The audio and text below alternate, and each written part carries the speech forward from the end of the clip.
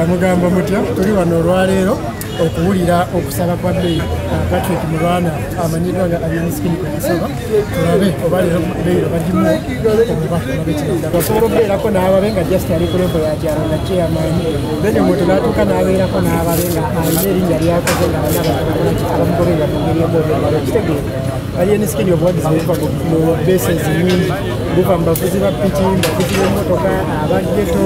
n'abali mu music industry mwennyini n'abali mu bintu ebirala ebyenjawulo mulamu bwaki obwabulijjo kitegeeza kati eriyo nalyo okujja ng'ava mu sayidi ey'abazadde kitegeeza kubanga gweoyinza omulaba ng'omuntu atali responsible mu community n'ate alina gy'alina gy'alimaama gyotawulira aba aliyeni abantu gwe balaba ku sikuriini ne aliyeni omulala n'obuvunanyizibwa bw'alinamu kati kiva eri amurepresentinga nga ligo kanso we okukinyonyola omulamuzi kuba abantu abo balaba social media tebagibeerako nnyo bo babeera mu bintu byabo birala mu mateeka gaabwe nalikyo kitegeeza kati bwe baleeta omuntu yajja kutunuulira clips zino eziri ku social media ebyaguddewo ku kaseera k'emabega kati kiva eri kanso we okujja nga mutegeeza obuvunanyizibwa ono bwaholdinga n'embeera ze ez'obuntu ng'ovudde ku zino zikola ki ezimwogerwako obwogero kitegeeza so musajja mukkakkamu musajja w'abantu okitegeeza contribution gyakoze ku bantu baabamwetoolodde naddala abali directiri abafamire n'abatali olaba nga bintu bingi bisobola okuba nga bikola ki nga binyonnyola bantu batini nnyo abakitegeera nti Alienskin famire man ate famire man ali responsible kubanga tulina abantu bangi abalabika ng'obwobuvunanyizibwa n'ogenda owulira wano yazaalawo n'atalabirira wano yakola kyo kitegeeza ne famire man ali responsible nti n'abaana be abeera nabo famire man ali responsible nti mukyala wakola ki abeera naye ne maama we kennyini naye n'akola ki n'abantu abeera naye ng'abalabirira okitegeera so ebyo byonna omuntu waba tabitegedde asobola okwanguyirwa okukola judgment endala naye singa omulagadde other side of Alienskin omuntu aba asobola okumutegeera naye n'amanya kifo kyetumulabamu abalala bolusi baliza okuba nga tebakola ki tebalaba abalabira just omulakkamu kyoba omanya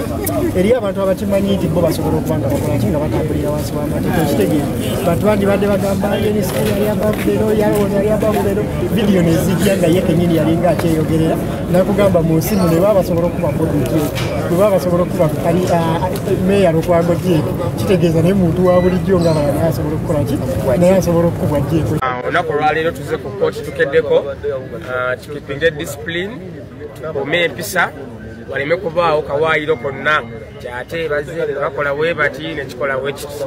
leero twagala obuwaayiro buli kawaayiro ke bandireese okutuma omuntu waffe tukakole ki let's keep discipline be bampisa omuntu waffe nze nzikiriza kuba ne musajja musiraamu namusaalidde ne musibira n'omusibira Alienskin agenda kuteera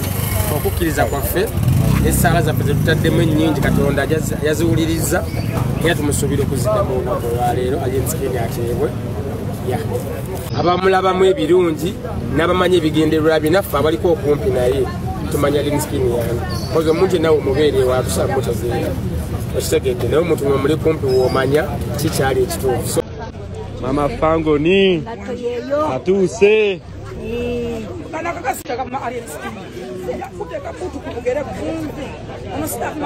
Inze Juli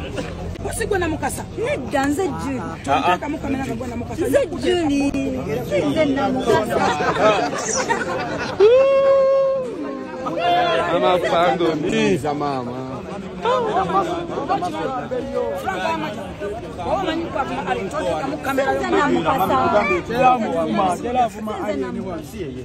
Nze na mukasa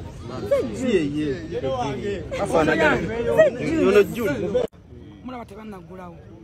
tebapa batusanga bati bagenda tuwa Alien mbegayirira mbasaba tusooke tuyingire wali tusigume empisa tuyingire mu kabira ako mukalaba tuyingire awo bwe tujjula tugende wabbajjo mu mutima mulungi mbasaba busabe mwenna abagala Alien tubagala nnyo abanyivu tubeetondera betwabogolera tubeetondera naye tusooke tuyingire wali mu mutima mulungi kubanga bagenda tugaana bwe banaatugaana singa basanga embeera eno eriwo situation eno tebajja kumutuwa naye bana abamutuwadde bajja muvuga ate bamuzzeeyo bamulete buleesi nga mukimanyi ekyo tulina okugondera kooti tugondere amateeka kooti esigala kooti tugondere omulamuzi tumusabe ekintu ekyo